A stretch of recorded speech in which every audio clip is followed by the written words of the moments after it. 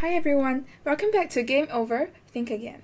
In our last episode, we unpacked what rationality really means, and how queuing for Shake Shack or a new Don Don Donki outlet might be completely rational depending on your goals and culture. Today, we're going a step deeper. Why do people follow social norms even when they don't actually care? Let's say you don't believe in certain customs, or you think a rule is pointless, but you still follow it. Why? Let's dive into this using game theory, behavioral economics, and, of course, everyday examples. Let's start in Japan, my personal favorite travel destination. If you've been there, you know how extremely courteous everything is. People bow, speak softly, use honorifics for nearly every interaction, even when the situation doesn't really call for it. In fact, people says "sumimasen," which is sorry, even if you're the one who accidentally bumped into them or you're the one who actually caused convenience. But if you talk to locals, some will admit they don't actually care that much. It is just how things work in Japan, and you follow the script. So why do people play along? Because Japan, like many high-context societies, operates on an infinitely repeated game. Game theory tells us that in these repeated games, maintaining reputation is everything. Even if being fake polite gives you no short-term joy, defecting, which is by being rude or breaking unspoken rules, might cost you future trust, cooperation, or job prospects. So people maintain the natural equilibrium. Everyone acts polite, even if it's not sincere. In other words, it's not about being authentic, it's about staying in the game. Now, back to Singapore. Singapore is famous for queuing, for bubble tea, for limited edition plushies, for Korean skincare. Even if you're not that interested, you feel tempted to join a queue because everyone else is doing it. This is where social proof kicks in, a concept from behavioral economics.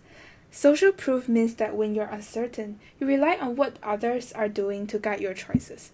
If 50 people are queuing for something, your brain interprets that as this must be good. But logically, you know better. You know you can come back later when the line's gone, so why do you still line up? Partly because of fear of missing out, also known as FOMO, but also because of bounded rationality, which is mentioned in our last episode. Our minds are too limited to process all the long-term trade-offs perfectly, so we rely on mental shortcuts or heuristics and go with what feels right. Let's connect this to hyperbolic discounting, a behavioral bias where people overvalue immediate rewards and undervalue future ones. Imagine this. You're rushing after school or work, tired and sweaty.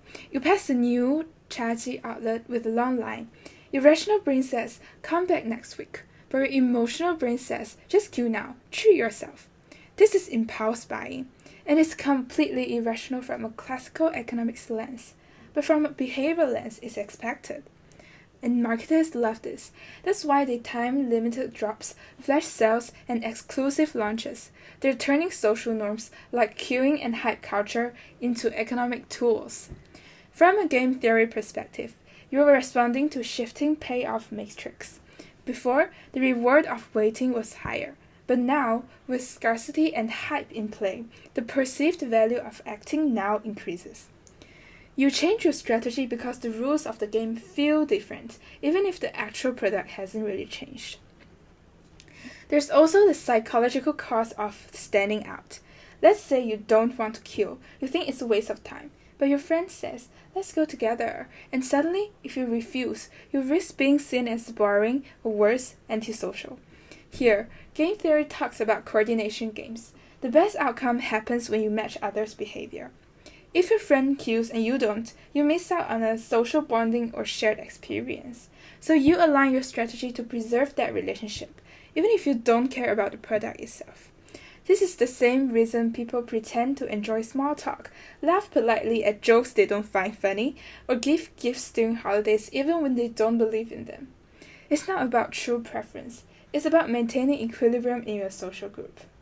Yeah, this might sound a bit sad sometimes, but this is just how society functions. Here's where it gets wild. Marketers don't just observe norms, they create them. When Uniqlo launches a new capsule collection, they don't just sell clothes. They engineer hype with influencers, artificial scarcity, and previews. It creates a new set of expectations, so the dominant strategy becomes buy now and think later. Game theory usually assumes players are rational and the game is fixed. But in the real world, marketers are game designers. They tweak payoffs, craft illusions of scarcity, and pressure you to conform, even if you don't care.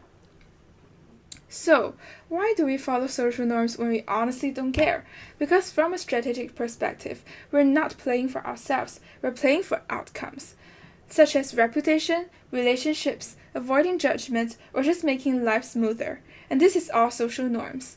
Whether it's buying in Japan, queuing in Singapore, or impulsive buying the latest viral drop, your brain isn't broken. It's playing by the rules of a deeply social, highly imperfect game. And now that you've seen the game board, maybe next time you can decide whether it's worth playing, or if it's the time to invent your own strategy. Thanks for tuning in to Game Over, Think Again. If you like this episode, go check out our last one, The Truth of Rationality, for a deeper dive into how rationality really works. See you next time, where we'll explore another everyday mystery through the lens of economics.